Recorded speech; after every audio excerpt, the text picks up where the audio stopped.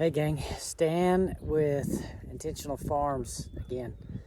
Video number 6, doing this outside. The wind is blowing just a little bit. I am going to talk loud enough. I hope the wind doesn't interfere with it, but I realized, well, here we are, half a dozen videos in and I haven't even shown an animal yet. So there's probably a little bit of a question if we were just posers or if we actually had a farm and had some animals. So I'm sitting out in the driveway, got the sheep behind me. You can kind of see, pan around a little bit. They're out there. There's probably quite a few of them right behind me. But anyway, gonna take a minute and talk about, already done a pretty good job about the history. They're detailing the history, putting the details and the story on record, as far as how the purchase of the farm came about.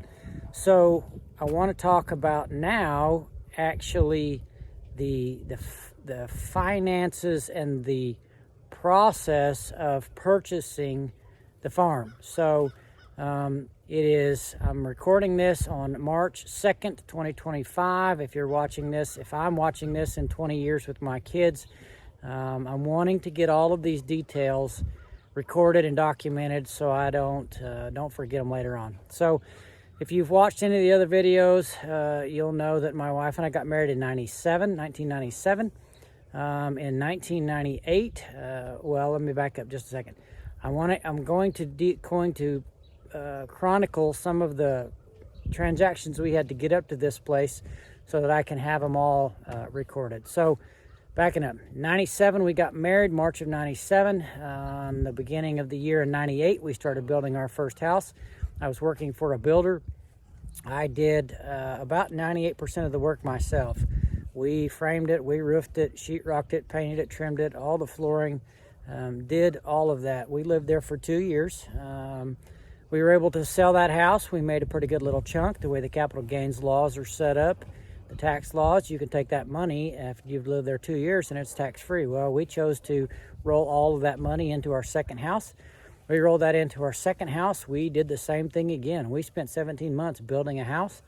My wife mixed all of the masonry and I laid the block for the foundation. So we were pretty involved in that one. I told her it would take 6 months, we'll be done. And 17 months later, we finally moved in, just out of frustration. We left the rental we were living in that night and moved to the new house with a pillow and a blanket. So we lived there about 15 years. When we bought this farm, the purchase of it was fairly straightforward. My work as a realtor also had me familiar and comfortable with the loan processes, with dealing with commercial loans, farm loans, and I was able to speak a lot of that language, but I'd never been through the process myself. So one of the things that we did was we got a partnership loan, or I think that's not the right term. That's the right term's has left me, but participation loan with the FSA. So we had a private lender, local bank, that loaned us half the money to do it, and FSA, the Farm Service Agency, loaned the other half to put up to buy the farm. So when we bought the farm, that's how we did it. And the reason I'm documenting this is for 2 reasons. One, I want it for our sake, but 2, if anybody else is considering all of this and they're saying, well, yeah, but how do I buy a farm? What's that look like? How do I buy anything? How do I get started? This is our journey. This may not be everybody's journey, obviously, but this is how we did it. So we used that partnership loan. So at the time, the way it was set up, it was a farm loan. We had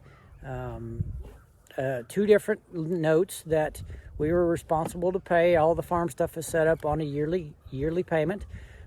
As a realtor and dealing a lot with commercial farms around here, I was pretty comfortable understanding the process, but it was more on the commercial poultry side of things. We dealt with letters of intent and contracts and integrators and updates, and we dealt with a lot of the commercial side of farming. This was not something that was going to be set up as a commercial farm from the get-go. I still don't intend for it to ever be a commercial farm because I want to maintain my autonomy and be able to sell direct. I don't intend to involve an integrator or put anything on this farm that would involve a third party in contracts. We intend to be independent and able to market our product whoever we see fit to. So that being said, we sold our second home that we had lived in for 15 years. We rolled all of that equity into this house, into this farm. And the interesting thing about it was I found out later on that FSA, being as it's government money, it's a decent program for people getting started out. It's a very laborious process. It's very slow. Anybody that deals with government financing, government paperwork, they know that nothing happens very fast. So the one, it was appealing because I wanted to learn the process, but two, they did have pretty favorable interest rates and loan terms for farms. We signed those papers. We got all that fixed and finalized, and then when we got out here, we decided to start doing some work. And I had asked the local FSA rep about some question, and he made a comment. He said, "Well, you're clearing land," and I said, "Yeah, I'm trying to reclaim some pasture." And he said, "Well, before you do any excavating, we need to do I think it was an Indian artifacts study survey." There was a lot of Native American activity in this area, and because it's government agency, they need to verify that there are no Indian artifacts on your property. And I said, "Well, no, I'm not using any of FSA's money." He said, "It doesn't matter." He said, "FSA is a lender on there, and we have to follow all of the government regulations." And I said, "Well, what's it take to make that go away?" And he said, "Well, as long as we're involved, we have to follow our regulations." So maybe going against conventional wisdom, when we sold our place in town, we had enough equity that we were able to pay off one of those mortgages. So we actually paid off the second mortgage first, which was FSA's portion. Even though they had the more favorable loan terms and the favorable interest rates, we paid them off to get them out of our hair. I can't say that I would recommend somebody do that again as their first choice. If it's the only choice, you might look into it, but just know going into it that there's some real hoops, there's some real hooks, and there's some real difficulties that you have to deal with. So that being said, where we're at right now, if we're talking about finances and money and income,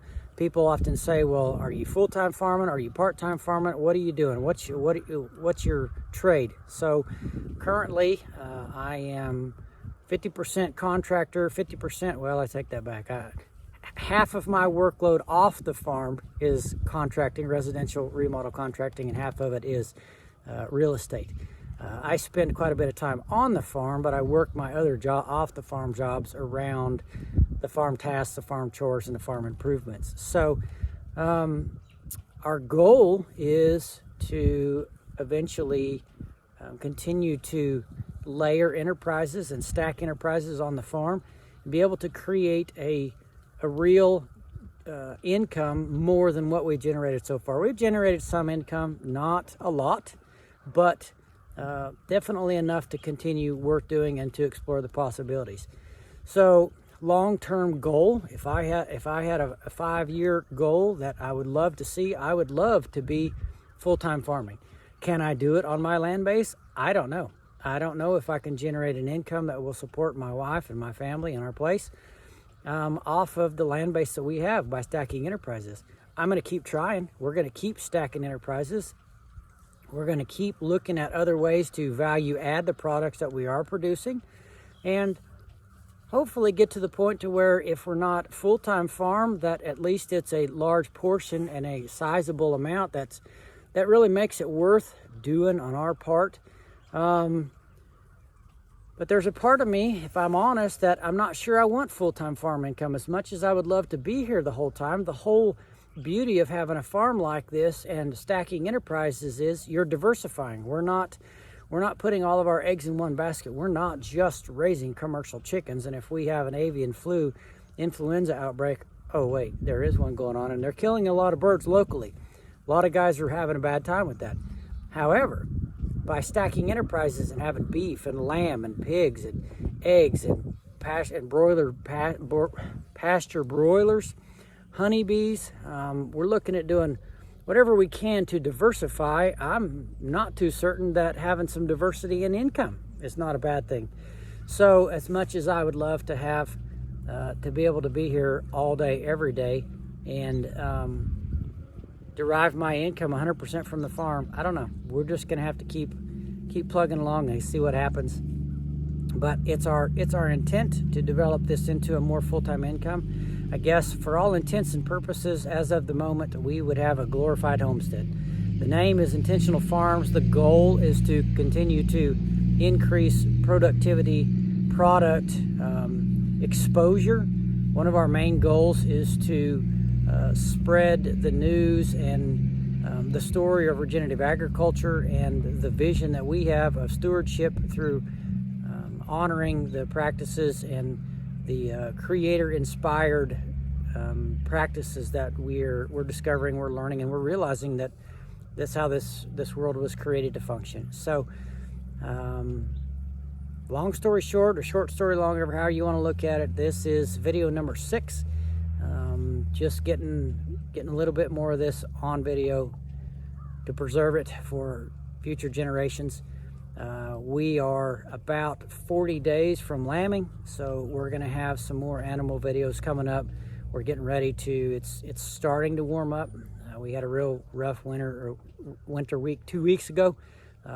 We've had some 70-degree days. The grass is starting to green up. We don't have any growth yet, but we're getting ready to start rotating animals. So going to start documenting more of that, more of the daily activities, but wanted to get, this is quite possibly one of the last of the foundational videos and informational type videos so that I'm going to have out there. I don't know if I can raise this up and you can get a little better view of what we got going on. That structure back there is a shade structure that we move with them. So there you go. Anyway, hope it helped. Talk to you later.